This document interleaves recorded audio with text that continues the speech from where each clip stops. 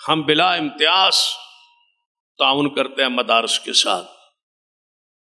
کوئی مدرسہ ہے، کسی مسلک کا ہے، کسی جماعت کا ہے، کسی گروہ کا ہے، ہم اس پر اپنا پیسہ خرچ کر دیتے.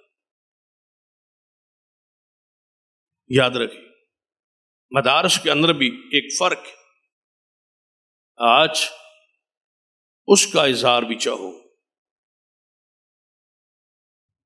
مدارس کے اندر فرق ہے. سارے مدارس برابر نہیں ہے نصاب میں، تعلیم میں اور معلوم میں. اہل حدیث مدارس ہیں، دیگر مسالک کے مدارس، سب کا نصاب لائیے اور پڑھیے اور دیکھیے. وہاں بھی 6 سال 8 سال نصاب ہے، ہمارے مدارس کا بھی 6 سال 8 سال نصاب ہے. نصاب میں ایک نمایاں فرق ہے. وہاں کیا ہے؟ آپ کا پیسہ خرچ ہونا. یہ آواز پوری دنیا میں جا رہی. ساری دنیا میں رہنے والے سارے مسالے کے لوگ اس کو سنیں گے اور دیکھیں گے، اور پوری ذمہ داری سے کہہ رہا ہوں. آپ نے تو خرچ کیا، یہ دینی مدرسہ ہے لہذا قرآن حدیث پڑھایا جا رہا ہے لہذا یہاں بھی تعاون کرو یہاں بھی تعاون کرو. ایسی بات نہیں. مدارس میں فرق ہے، نصاب میں فرق ہے. لے آئیں نصاب ہمارے سامنے رکھیں اور ہمارا نصاب خود دیکھیں یا ان علماء کو پیش کریں جا کے کہ یہ نصاب ہے مدارس اہل الحدیث کا اور یہ نصاب ہے آپ کا، اس میں کون سا فرق ہے ذرا واضح. ایک نمایاں آپ کو فرق ہے.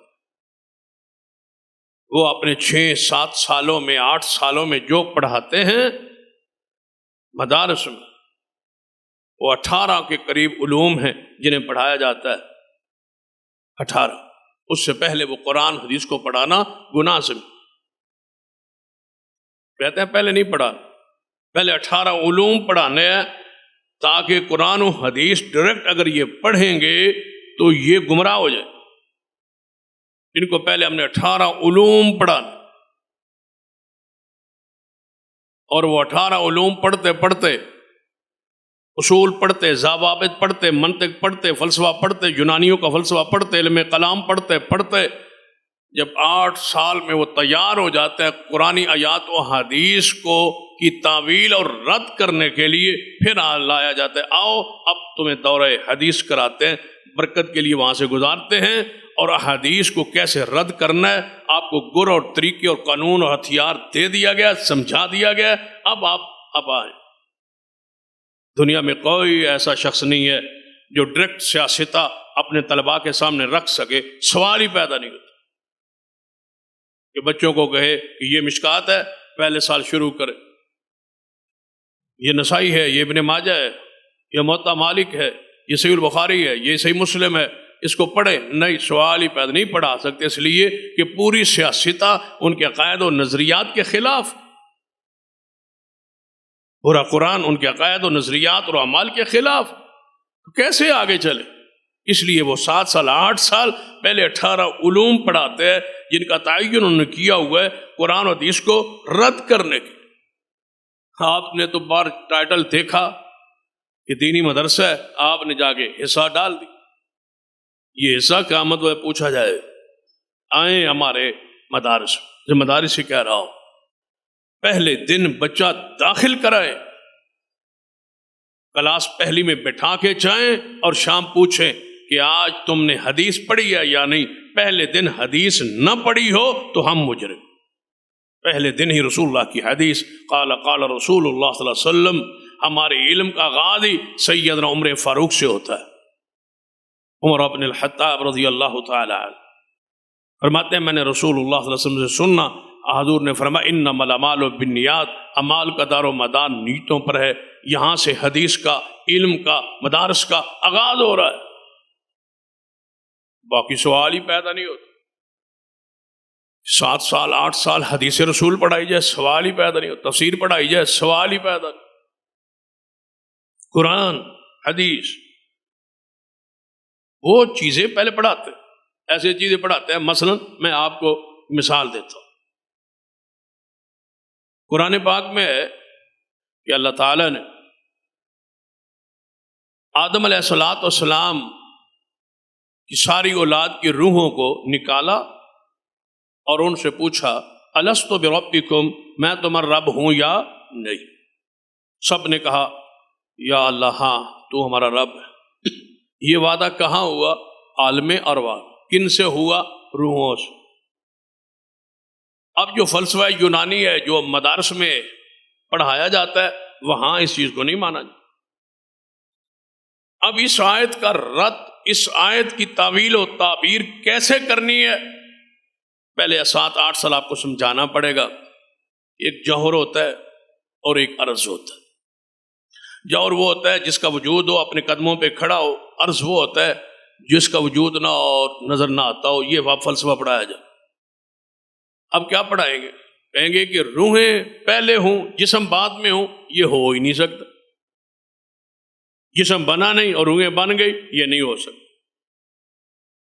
پھر مثال دیں گے، ایک چینی کا دانہ ہے، چینی کا دانہ ہے، اس میں کیا ہے؟ مٹھاس۔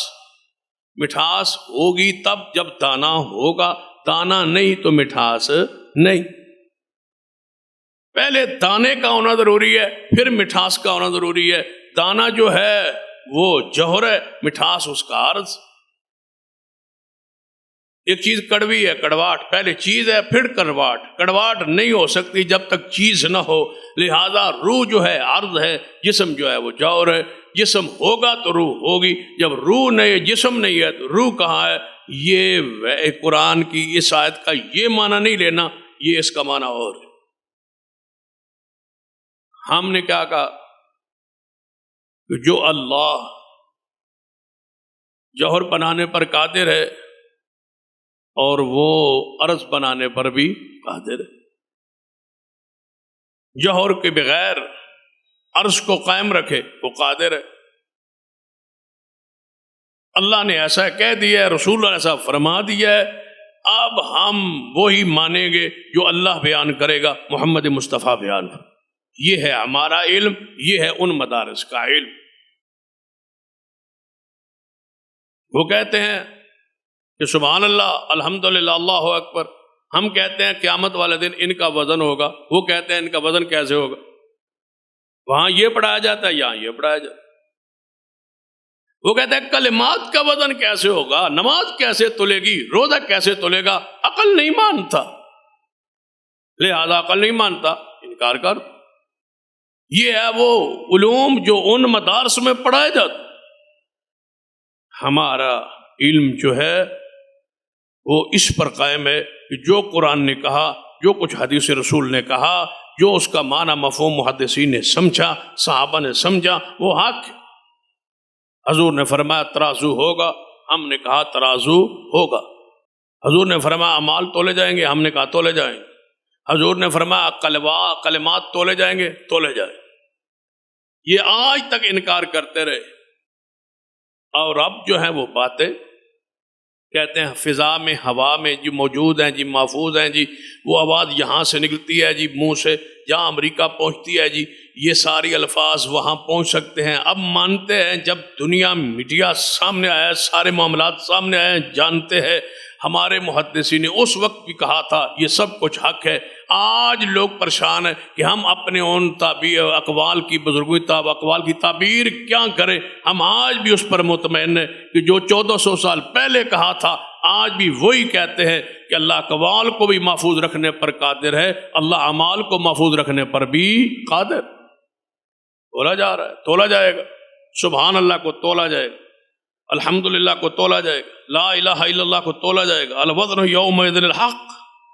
میرے اور آپ کے محبوب جناب محمد صلی اللہ علیہ وسلم مسجد نبوی میں جماعت کروا کے نماز پڑھا کے بیٹھے، ایک نکر پہ ایک کونے پر صحابہ ساتھ بیٹھے، ایک شخص آیا۔ کون آیا تھا؟ وہ صحابی رسول آیا ہے مسجد نبوی میں، آ کے حضور کے سامنے جماعت سے رہ گیا تھا کہ نماز پڑھی ہے، نماز پڑھ کے حضور کی خدمت میں حاضر ہوا ہے، آپ کو سلام پیش کیے، آپ نے فرمایا ارجع فصلی فإنک لم تصلی، جہاں تو نماز پڑھ، تو نے نماز نہیں پڑھی۔ صحابی رسول ہے، درجہ اپنا، صحابیت اپنا، مقام اپنا، علم کی حیثیت کو سن لیجئے۔ فرمایا جا تیری نماز نہیں ہوئی، تو نے نماز پڑھی ہی نہیں۔ دوبارہ جا کے پڑھ کے آیا، یا رسول اللہ صلی اللہ علیہ وسلم کی، حضور نے فرمایا جا دوبارہ نماز پڑھ، پھر جا کے پڑھی۔